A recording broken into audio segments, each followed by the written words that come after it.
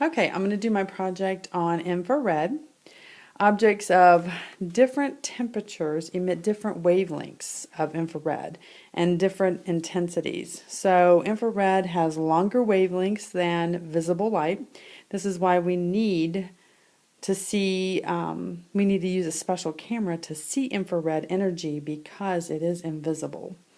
So now we have a plastic bag. We have ice cold water bottle.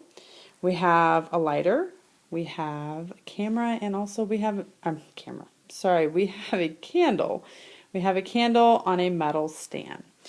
Now, over here we have our camera. This is our infrared camera. This is what's going to allow us to see the objects, but it's going to be through temperature on how cold or hot they are. This camera, it's called a thermographic camera, and the thermal ray detectors in the camera that build the infrared radiation. Now, thermography is used in different fields, such as in the medical field. It detects breast cancer, metabolic disorders, certain kinds of injuries such as bones, breakage, cracks, fractures. It would be a different color, a line. If you saw a break in a bone, it would show the fracture or the line. Also, vets use it in SeaWorld to see abscessed teeth in whales, so they can see the heat from the infection, and they're able to detect that there is something wrong, their abscessed tooth or something. Also, builders and inspectors may use it to detect cold areas in homes for insulation inefficiencies. So it's used so many different ways. So now, let's see, let's just look through this real fast. Now we see the water bottle. That's the first thing we see, right? Even though we know all these objects are on this area right here, but the first thing you see right now, the only thing you see, is the blue, which is the cold water bottle. So I am going to take the candle off, the lighter off, and I've got this water bottle, and I'm going to put it in the Marsh plastic bag. I'm going to put it on here. And let's see if we see the bag and the water bottle through the camera. Looks like we don't see the bag really.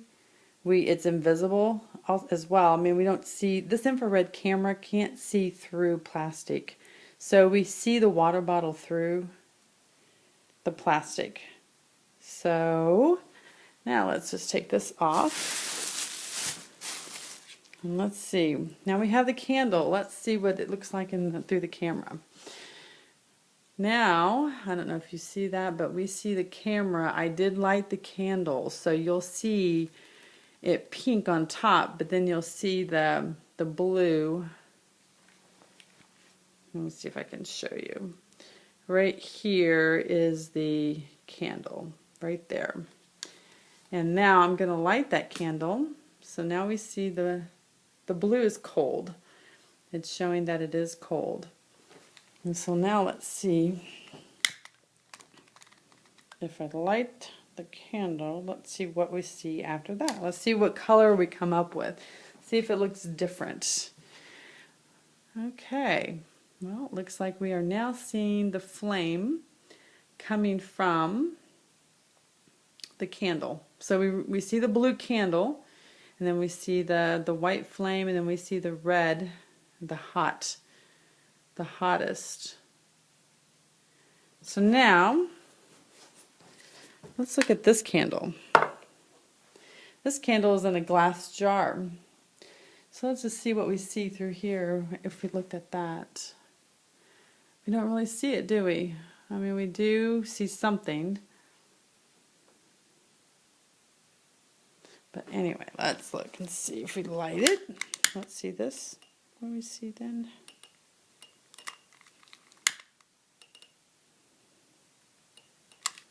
Okay. So we have that lit, and now it's really weird because we see it glowing, but it doesn't look like the other flame. It doesn't look like the other candle flame because we really can't see through glass. So we can't see through plastic and we can't see through glass, but we do see a little bit of the flame, but just a very, very little bit on top. It's not bright like the other, where there's no glass around it. So now let's just look in the room and see if we can see, which we can see. This is the corner of the room, which is blue. You see the blue? That looks like I need some insulation in that corner because it's cold. It's colder than the other parts. See this, I don't know if you see the bar on this, but it does show that this is 73 degrees Fahrenheit, and then we have 81, which is the hottest, or 82, 81. It keeps bouncing back and forth. So when we were looking at the blue, the coldest part of the corner of the room, it's around 73 degrees, and we need it to be at least somewhere in the red or orange, preferred to be more energy efficient. And that concludes my project on infrared. Thank you.